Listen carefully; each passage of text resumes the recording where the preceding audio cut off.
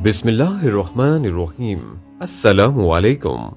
दरवेश टीवी के मुअज़्ज़ज़ ख़वातीन व हज़रात, कहा जाता है कि कुत्ते की पैदाइश हज़रत आदम अलैहिस्सलाम के पुतले की मट्टी से की गई, जबकि कुछ रिवायात में कहा गया है कि कुत्ते की पैदाइश हज़रत आदम अलैहिस्सलाम की तख्लीक के फौरन बाद हुई है।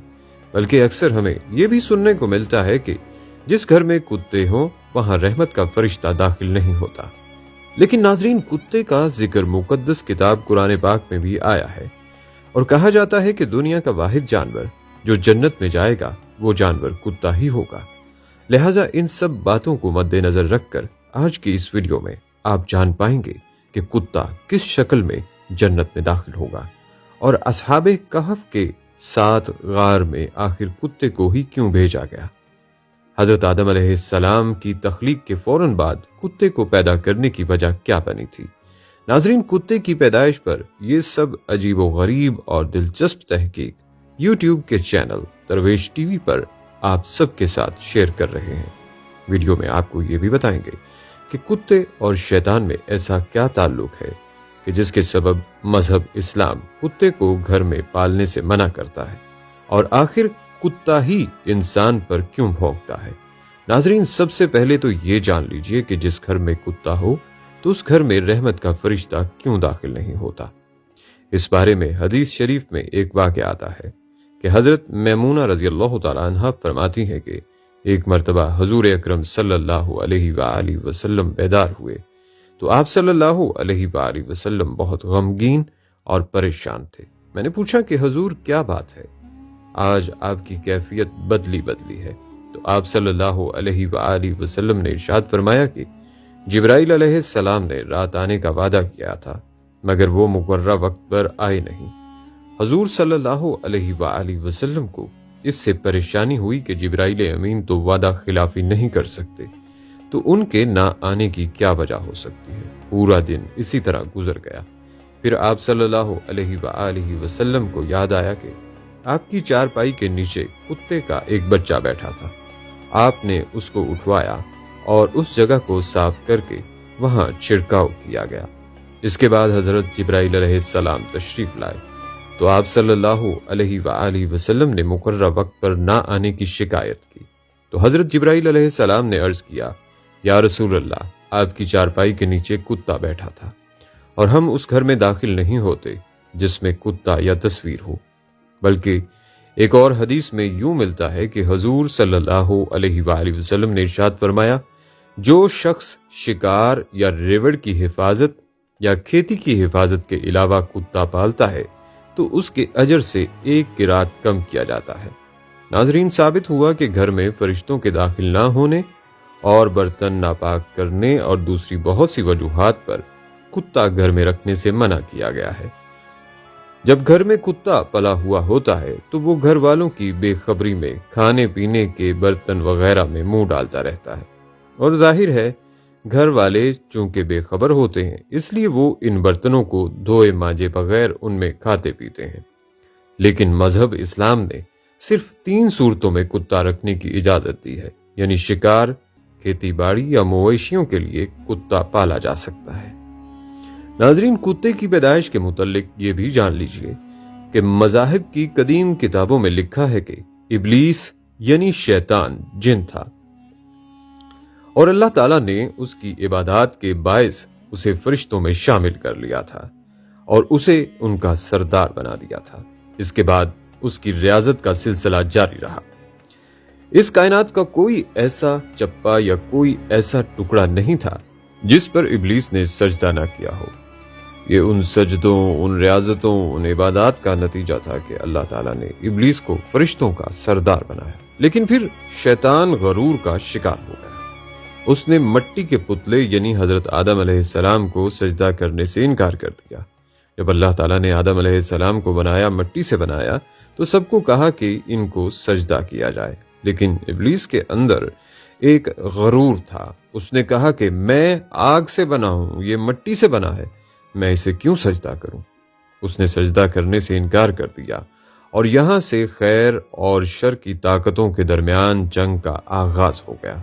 قدیم صحائف نے لکھا ہے کہ جب شیطان کو حضرت آدم علیہ السلام کو سجدہ کرنے کا حکم دیا گیا تو اس نے حضرت آدم علیہ السلام پر حقارت سے تھوک دیا تھا۔ شیطان کا تھوک حضرت آدم علیہ السلام کے پیٹ پر گرا تھا، اور اس کے بعد اللہ تعالیٰ نے حضرت جبرائیل علیہ السلام کو تھوک والی جگہ سے مٹی نکالنے کا حکم دے دیا تھا۔ حضرت جبرائیل علیہ السلام نے یہ مٹی نکالی تو حضرت آدم علیہ السلام کے پیٹ پر ایک چھوٹا سا سوراخ بن گیا۔ یہ سوراخ ناف کی شکل میں آج بھی ہمارے پیٹ پر موجود ہے۔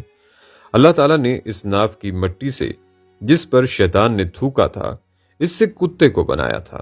ناظرین، کتے کی تخلیق کے متعلق دوسری روایات یہ بھی ملتی ہیں کہ جب حضرت آدم علیہ السلام اور حضرت اماں حوا سلام اللہ علیہا کو اللہ تبارک و تعالیٰ نے زمین پر بھیجا تو شیطان نے زمینی درندوں کو ورغلایا کہ وہ ان دونوں کو کھا جائیں، تو تب اللہ تبارک و تعالیٰ نے کتے کو پیدا کیا جس نے آدم علیہ السلام اور حضرت حوا سلام اللہ علیہا کی ان درندوں سے حفاظت فرمائی۔ یعنی کتے کی پیدائش حضرت آدم علیہ السلام کو زمین پر بھیجنے کے فوراً بعد اللہ تبارک و تعالیٰ نے فرمائی۔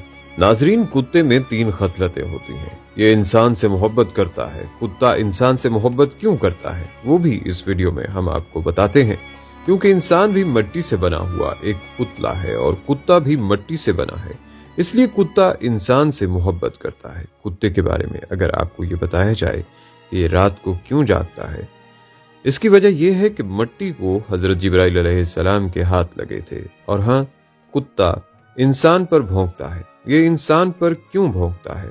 اس کی وجہ یہ ہے کہ اس کی مٹی میں شیطان کا تھوک شامل ہے، اور کتا دنیا کی واحد مخلوق ہے جو شیطان کو دیکھ سکتی ہے۔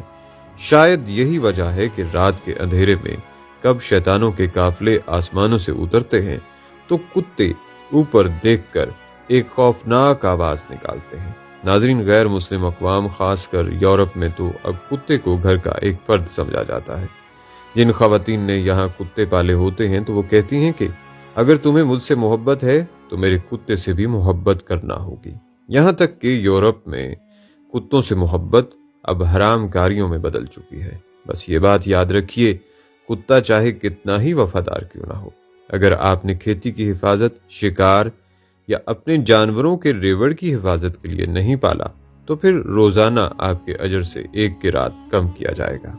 اور یہ بھی یاد رکھیں، حضور اکرم صلی اللہ علیہ وسلم نے 1 قرات کو احد پہاڑ سے تشبیہ دی ہے۔ اب آپ خود اندازہ کر لیجئے کہ کس قدر اجر آپ روزانہ گوا رہے ہیں۔ اللہ تبارک و تعالیٰ نے سورۃ اعراف میں بلم بن بعورہ، جو کہ ایک نیک اور عابد شخص تھا، پھر اس نے نفس کی لذت اور دنیا پرستی کے کام شروع کیے تو پھر اللہ تعالیٰ نے اس کو کتے سے تشبیہ دی ہے، اور وہ روز قیامت کتے کی شکل میں دوزخ میں داخل ہوگا، اور اصحاب کہف کا کتا بلم بن بعورہ کی شکل میں جنت میں جائے گا۔ اور حضور اکرم صلی اللہ علیہ وآلہ وسلم نے سیاہ کتے کو شیطان کہا ہے، بلکہ طبی ماہرین کے مطابق ناپاک جانوروں کو پالنا وباؤں کا باعث ہے۔ خطرناک جراثیم اور وبائیں جانوروں سے انسانوں میں منتقل ہوتی ہیں۔ رسول کریم صلی اللہ علیہ وآلہ وسلم نے تو آج سے 1400 سال قبل جو احکام بتائے، آج کی جدید سائنس سے اس کی تصدیق ہو رہی ہے۔ طبی ماہرین کے متفقہ رائے ہے کہ جانوروں میں پائے جانے والے خطرناک جراثیم انسانوں میں منتقل ہوتے ہیں، جو وبا پھیلنے کا باعث بنتے ہیں، اور اسلام کی روح سے کتا ایک ناپاک جانور ہے۔ اگر ہم اسلام کی تعلیمات پر عمل کریں اور ناپاک جانوروں کو پالنے سے گریز کریں تو خطرات سے محفوظ رہ سکتے ہیں۔ افسوسناک بات یہ ہے کہ آج کتوں، بلیوں اور دوسرے نجس جانوروں کو پالنے کا فیشن بن چکا ہے، بلکہ پالتو جانوروں کو سٹیٹس سمبل سمجھا جاتا ہے۔ ناظرین، اسلام نے مسلمانوں کو حکم دیا ہے کہ جس برتن میں کتا منہ ڈال دے اسے پاک کرنے کے لیے 7 مرتبہ دھویا جائے۔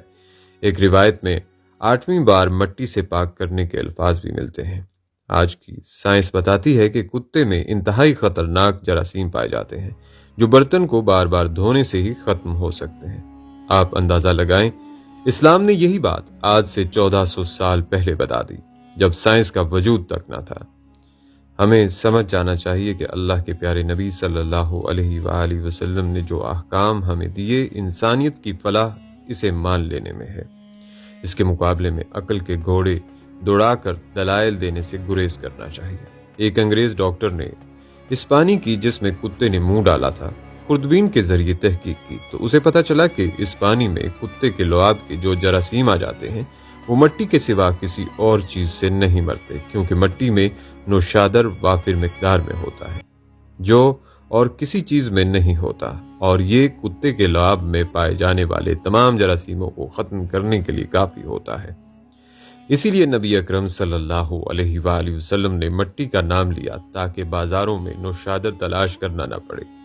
اسی طرح ایک فرانسیسی ڈاکٹر اور اس کی ڈاکٹر بیٹی مصر میں مقیم تھے۔ جب باپ نے یہ حدیث پڑھی تو فوری طور پر کتے کے سامنے ایک برتن میں پانی رکھ دیا۔ جب وہ اس کو پی چکا تو انہوں نے خوردبین سے دیکھا کہ اس میں جراثیم موجود تھے۔ پانی گرا کر کئی بار دھویا گیا مگر ہر بار جراثیم برتن میں موجود تھے۔ جب مٹی سے مانجا گیا اور پھر دھو کر خوردبین میں چیک کیا تو جراثیم نہ صرف بالکل ختم ہو گئے تھے بلکہ برتن بھی کلی طور پر پاک و صاف ہو گیا تھا۔ اس پر دونوں باپ بیٹی مسلمان ہو گئے۔ ناظرین، قرآن پاک میں اصحاب کہف کا تذکرہ ملتا ہے۔ جہاں ان کے کتے کا ذکر آیا ہے وہاں امام قرطبی نے لکھا ہے کہ اس شریعت میں کتے پالنے کی اجازت ہوگی، اس لیے انہوں نے کتا ساتھ لیا ہوگا، یا کسی کی بکریوں کی حفاظت کے لیے تھا۔ اور فروعی احکام میں ایسا ہوتا رہتا ہے کہ مختلف شریعتوں میں فروعی احکام مختلف دیے گئے۔ بہرحال اصحاب کہف کے واقعہ سے کتے کو پالنے کے جواز پر استدلال کرنا درست نہ ہوگا۔ اسی طرح مفسرین کرام نے جہاں اصحاب کہف کا ذکر کیا ہے تو وہاں اس بات کی بھی وضاحت فرمائی ہے کہ اصحاب کہف کا کتا صلح کے ساتھ رہا، اس کی برکت سے اللہ پاک نے قرآن مجید میں اس کا ذکر فرما دیا۔ یہ اس کتے کی جزوی فضیلت تھی۔ اصحاب کہف کے کتے سے مطلقاً کتے کی فضیلت پر استدلال کرنا درست نہیں۔ ناظرین، یہاں قابل غور بات یہ ہے کہ اللہ تعالیٰ اور اس کے رسول کریم صلی اللہ علیہ وآلہ وسلم نے انسانوں کے لیے جو احکام بنائے ہیں وہ ہر لحاظ سے انسانوں کے لیے مفید ہیں۔ ایک مسلمان کے لیے یہ بات کافی ہونی چاہیے کہ اللہ تعالیٰ نے اس کام سے رکنے کا حکم دیا ہے، کیونکہ ایک مومن کی شان یہ ہے کہ اللہ تعالیٰ کے نبی صلی اللہ علیہ وآلہ وسلم نے جس کام کے کرنے کا حکم دیا ہے وہ کرے، اور جس کام سے منع کیا ہے اس سے رک جائے۔ اس کا نام اطاعت ہے، اور اس سے انحراف نافرمانی کہلاتا ہے۔ اگر ہم عقل اور محض شوق کی بنیاد پر وہ کام کرنا شروع کر دیں گے جس سے منع کیا گیا ہے تو اس کا نتیجہ سوائے نقصان کے کچھ نہیں ہوگا۔ اللہ تبارک و تعالیٰ سے دعا ہے کہ اللہ تعالیٰ ہمیں حضور نبی کریم صلی اللہ علیہ وآلہ وسلم کے بتائے ہوئے طریقے کے مطابق زندگی گزارنے کی توفیق عطا فرمائے، اور اللہ تعالیٰ ہمیں پاک صاف رہنے والا بنائے، اور اللہ تعالیٰ ہمیں ناپاکی اور گندگی سے محفوظ رکھے۔ آمین یا رب العالمین۔